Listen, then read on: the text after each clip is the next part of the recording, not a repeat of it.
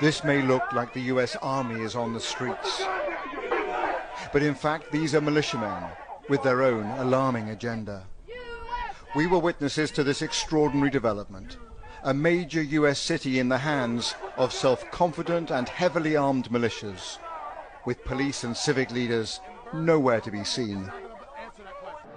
It was a brazen show of strength with an unmistakable message that there are new sheriffs in town. Rioting and burning and looting is not going to answer that question. Angry Viking is a militia commander who told me he wants dialogue.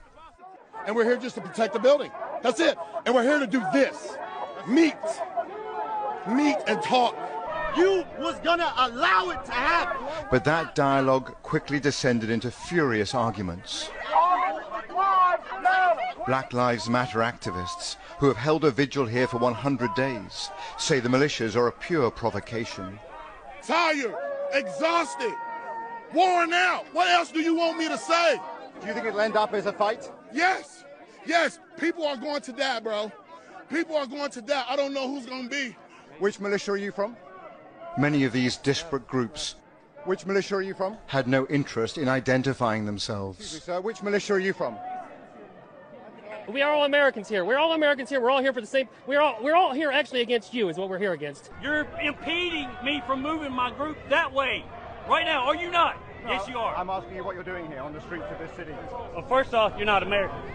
One of the most bizarre features here is this mosaic of different groups. We've got protesters, counter-protesters, we've got militias, we've got other armed groups who refuse to identify themselves. All of it is a recipe for confusion on the streets of Louisville and potentially for chaos.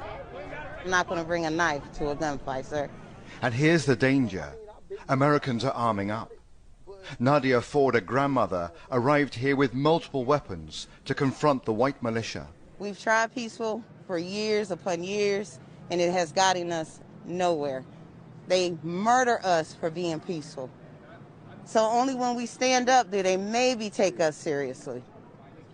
And that's what we're going to do. We're going to stand up against this hate in America.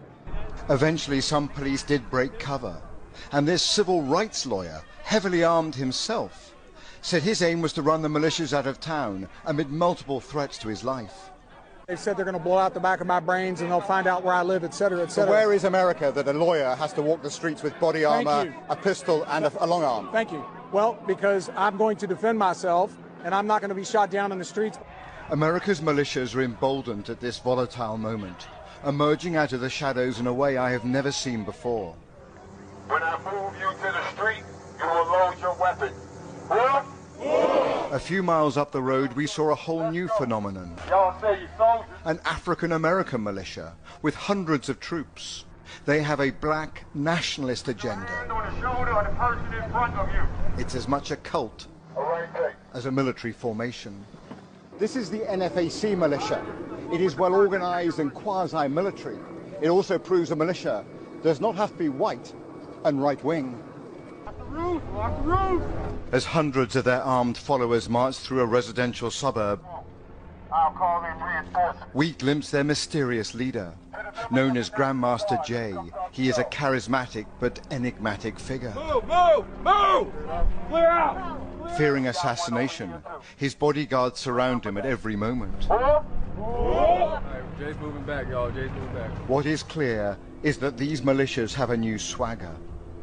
While the election campaign gathers pace, other forces are showing they will fill the security void after this long summer of protests and violence.